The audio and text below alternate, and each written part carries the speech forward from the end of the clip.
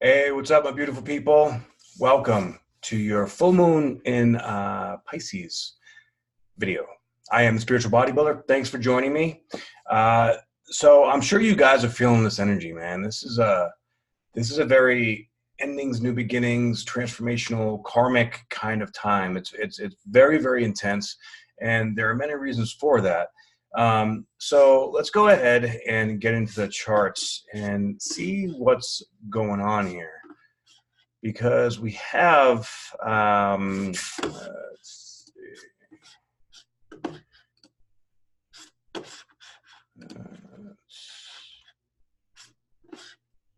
So as you can see, we have some really great energy, and then we have some pretty difficult energy. But what makes it difficult? Well, the difficulty will come from holding on. Okay, Pisces is the last sign of the zodiac, so with that comes endings, comes like finalizations, comes like epiphanies, or maybe things that we're going to realize that we don't want to see, we don't want to feel. And so the moon is right on top of Pisces. I don't have it up on here, but we have Black Moon Lilith that's at 14 degrees of Pisces as well. So it's basically conjunct that energy. Now, wherever Black Moon Lilith is, it adds a sort of manipulative or confusing, or sort of like you want to stoop down to the level of whatever situation or person or thing is going on, and kind of tell them to go fuck themselves, or give someone a piece of your mind, or like get them back. It's this like, I'm gonna get you back kind of energy.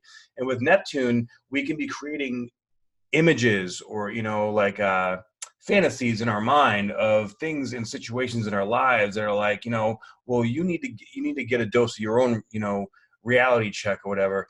So we want to be careful, because this is going to be very powerful, but very, very potent. And with it opposing, look, we have Mercury and Venus there at 29 degrees. Now, 29 degrees in Virgo is the most potent degree, because it's a master degree, right? And the master degree is sort of like all the energy of all the learned lessons that are in every other degree of Virgo is coming to this precipice, this apex, like the bubble is about to pop. And with Venus and Mercury there, Venus in Virgo is like, I just want to be pure. Can't we all just get along? I just want to be happy. And Mercury is like, yeah, let's just be happy. But the reality is that things are not happy. So, to a certain extent. So whatever it is that is going on that is not serving the circumstances in your life that you want, Mercury in one way is going to be like, okay, this is a reality check. You need to see this. But being opposed to the moon and to Neptune like that is giving it a sort of spacey, confusing, like almost like cloudy kind of feeling, right? There's like a haze going on around all this intuition and all this energy. So we don't quite know what next step to take. This is a very like one step at a time kind of energy. And with this one step at a time, it's like we see the cliff coming up here at the end of Pisces, and we're exhausted. We've gone all the way to the end of the zodiac. We're like, dude, I got nothing left. I'm done. I'm exhausted. I can't do this shit anymore, right? So there needs to be a change. But what change is that? We don't really quite know yet. All right. Now, we also have Neptune and the moon semi-square to Uranus. In Uranus in Taurus is like, all right, are you gonna step up and represent all these lessons that you've learned in regards to your self-worth? What is making you feel worthy or unworthy, and why? And what are you going to do about it? Are you, and let me explain here. This is really testing us in regards to the third dimension and the fifth dimension. Okay, so the third dimension is people talking shit and gossiping and stuff, and then you like stooping down to their level and giving that back to them, right? What's the fifth dimension? What's the fourth? Nobody ever talks about the fourth dimension, right? Well, the fourth dimension is sort of the astral realm. It's like I see it as like levels, but it's more like just a different frequency or a different way of seeing things. And it's like the fourth dimension is knowing or understanding energetically and intellectually that we are one, right? That we are all a part or a piece of God. The fifth dimension is operating in our actions through the vibration of love. Now, we're all going to be dipping, you know, up and down, left and right, and every which way but loose around these areas, because let's face it, you know, we get up to this fifth dimension and it's all great, it's all amazing, and then we get tested and, you know, we might fall and, you know, come down. But part of the fifth dimension is when we fall, we still don't stoop to that lower level. Like, okay, I got you. I'm not going to be the person that you want me to be if you want me to stoop down to that level. So, you know, I'm going to go ahead and I'm just going to bite my tongue. I'm going to sit on it. You feel this emotion come up. You're going to process the emotion, but you're not going to act on it or bring it out. You're going to process it within yourself and ask yourself, okay, I'm being triggered. Like, this is a lot of triggering energy. Why am I being triggered? And what is it teaching me? And this is really deep karmic stuff. Again, and it's karmic because of Saturn. Saturn is basically stopped. In 5 days, it's going to go direct. So this is the end of the retrograde in the middle of the biggest cycle of Saturn that we're ever going to see in our lives, because, you know, it's also been floating there with the South Node. So since March, the last 6 months has been like, all right, you know, here's a test upon test upon test, and your tests are having tests, and let's throw another test in there just to test the test. You know what I mean? So as it's going station, it feels like everything's coming to a halt. Like, all right, are we going to give in to this test? Is this test getting too intense? Or are we going to go the opposite direction? Are we going to quiet our minds and just let ourselves feel it? Neptune is also like, I don't want to feel this shit anymore. You know, like, this stuff is too much. You know, like, I can't take it. So I'm just going to numb myself out and back out. I'm going to, you know, just, whether it's drugs or, you know, sex or work or Netflix and chill all day long, or just whatever it is, however it is that you zone out, but zoning out to like another reality, like TV is another reality, you know, work is another reality.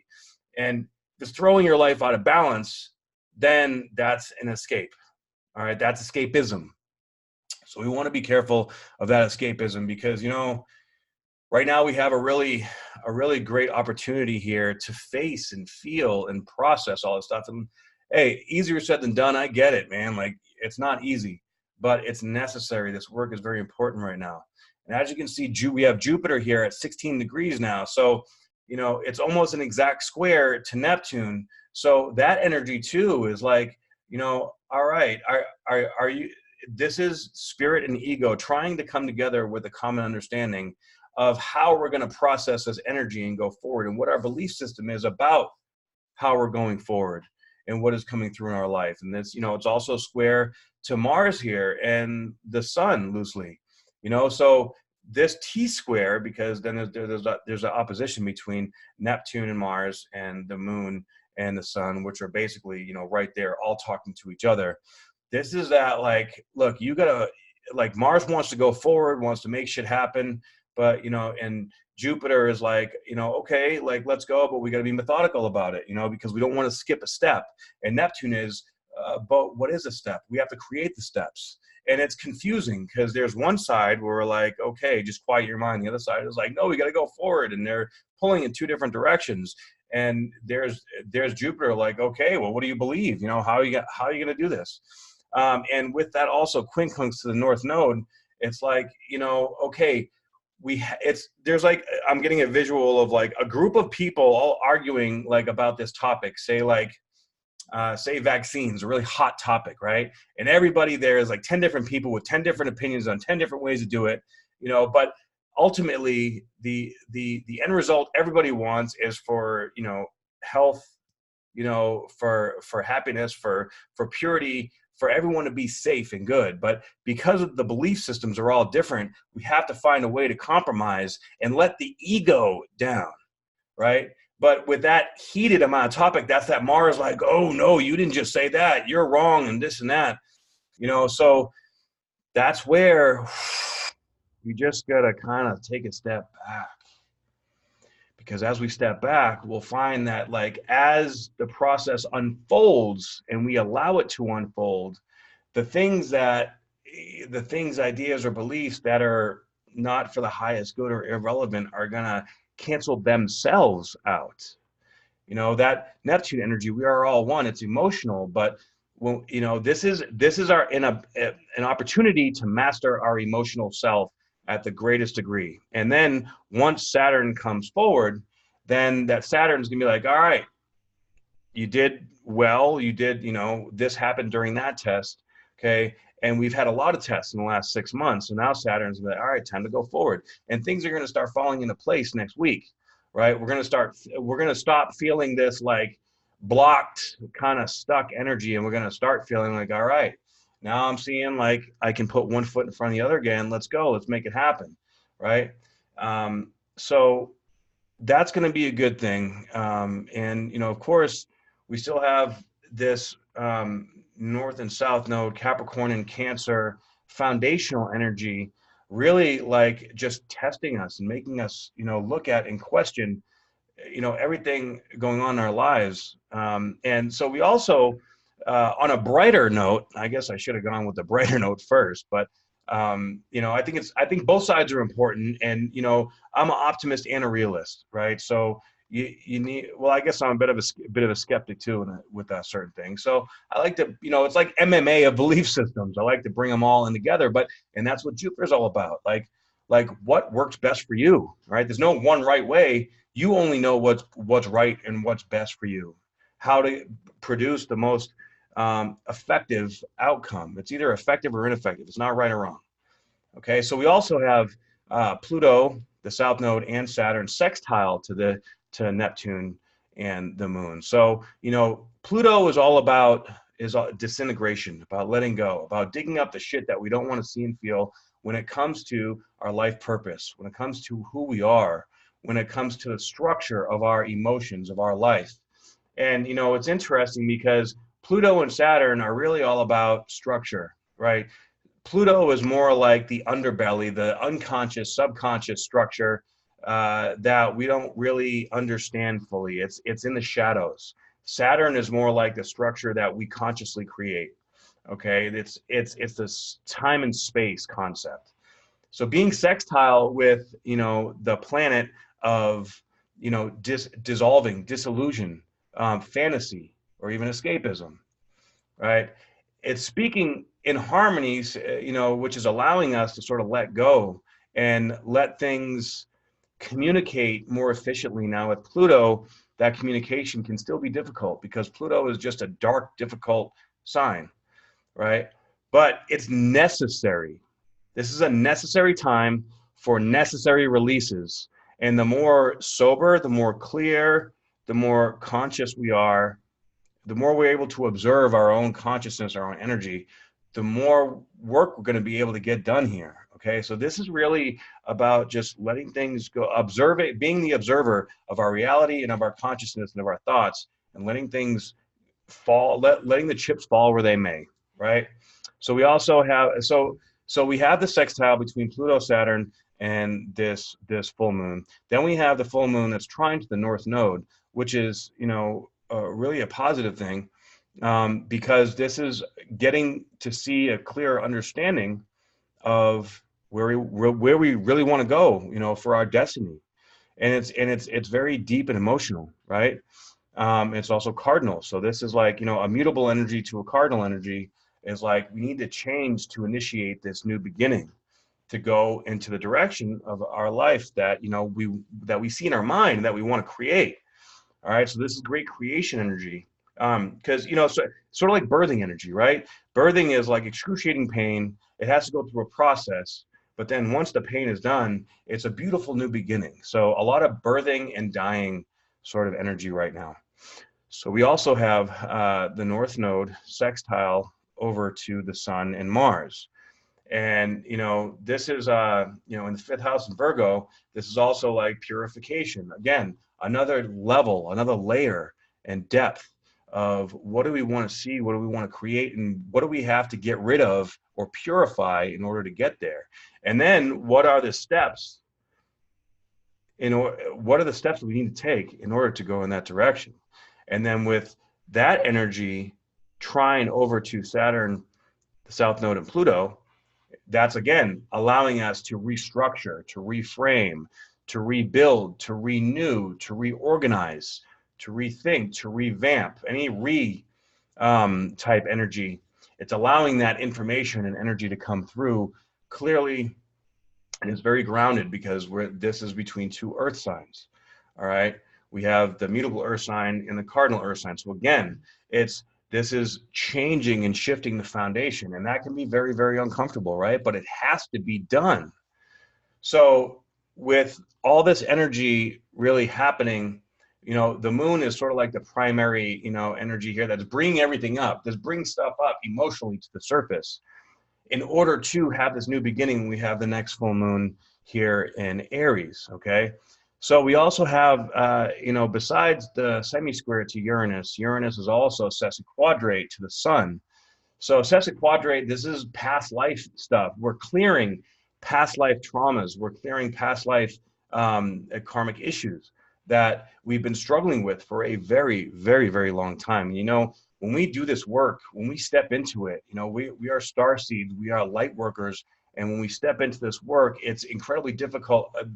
Generations past probably could not even fathom the amount of work that we are doing, but we are clearing the karma for them too. They say that, doing this work that we're doing in this lifetime is clearing 7 generations back and 7 generations forward. And, other people may not be consciously aware of it. People may not feel it. But what comes to mind when it comes to this type of clearing is Ho'oponopono, which is a Hawaiian mantra that, the other part of it is, I love you, I'm sorry, please forgive me, thank you. And, you can say this with intentions to whatever. I'd say, think of the nastiest shit that's going on in your life right now, right? Maybe you just feel like you can't forgive somebody. Maybe you feel like something there's no way that anything, would ever bring the situation to a culmination or to a point of gratitude between both parties, or situations or places or whatnot.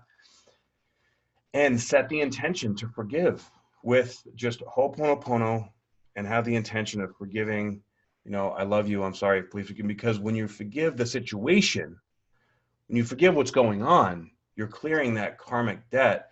And, maybe you feel like they don't deserve it, or this thing doesn't deserve it. But here's the thing. You're clearing it from yourself. And when you're holding on to that nasty, dark vibration, doesn't matter what they're doing, not wanting to give them the satisfaction of forgiveness that's an ego thing. That's ego driven. And this is dissolving that ego need or drive to want to get somebody back, or, ruin somebody. And it may not be fair, but fair is an ego driven feeling, right? So that's where the 5D, rising above all this nasty, deep, dark karmic shit that we're going through right now. We have to be able to rise above it. And, it doesn't matter who's right or who's wrong. It matters how we want to live our life, and it matters who we want to be a representative of in this world. We want to represent love and light and, good quality things, and set the standard for raising that vibration to that next level? Or do we want to just keep replaying the same shit over and over and over again and, get them back? No, you did this, you did that. Who cares? There's a bigger picture here. There's a bigger reason for what we're doing. And when we understand that, when we see that, when we feel that, we realize and know that, no matter how, the pain comes from the ego's desire to want to just show them how much pain, show this situation, like this toxic environment, what it's doing to me. You want other people or whatever to, feel your pain. It gets nothing accomplished, and it only hurts everybody, So, and then tomorrow we're going to have, Mercury and Venus heading into Libra. So we're going to start shifting this energy already just the next day into a more relationship, starting and creating, or maybe re-experiencing relationships in a new way from this new vibration of whatever it is we just cleared. So, this is going to be an intense full moon, and it may be a bit difficult, to stay present with it, to stay sober, to stay open-minded, because it's like we're just getting bombarded with this energy. It's like, fuck, make it stop. I'm done. I don't want to feel this anymore. but I encourage you to stick with it. You know, it's going to go through its process. Stick with it the best you can. And if you can't stick with it, don't beat yourself up for it. That's another issue that we have when, you know, we're going through this kind of energy. Okay. Like, we also have to be kind to ourselves and be realistic about our expectations. You know, if it's too much, it's too much, and that's okay. But also hold yourself accountable, you know, and this is really important to, you know, invite and have the right people in your environment and the right circumstances and situations we want to create. We have to start somewhere, and this is a great starting point with all these endings going on. Okay, so I hope you like this content.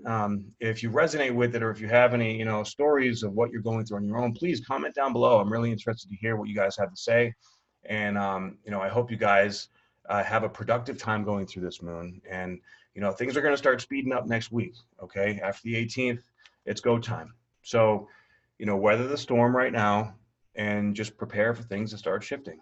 All right. So, yeah, like, share, and subscribe. If you'd like a reading from me, please go to trinityfitnessastrology.com. I'm grateful for your guys' support, and I will see you guys in the next video. Namaste.